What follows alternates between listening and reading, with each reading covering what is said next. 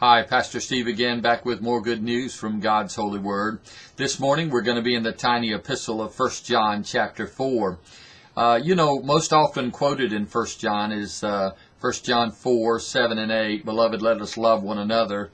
For everyone that loveth is born of God and knoweth God. He that loveth not knoweth not God, for God is love. But I want you to drop down to verse 11, and it reads, Beloved, if God so loved us, we ought to love one another. A lot of times we as Christians like to pull Bible verses and use them as an indictment against the lost. But this epistle wasn't written to the lost. It was written to believers.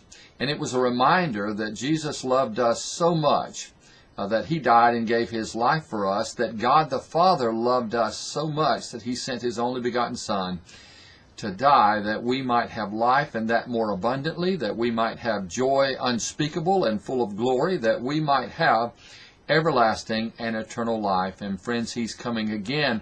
But that's an expression of God's love for us. And He encourages us. In fact, no, He commands us to love one another. I'm sometimes disturbed when I drive through a town and within a block of one another there's 6 or 8 different churches, and then even sometimes 6 or 8 different churches of the same denomination. Friends, let us get along with one another. Let us love one another. Can you imagine the impact that we would have for the world if we simply loved one another and that love burst forth into our communities and as expressions of God's love for the lost? Well, that's my good news for you, friends, today. And until we meet again, may God richly bless you, is my prayer.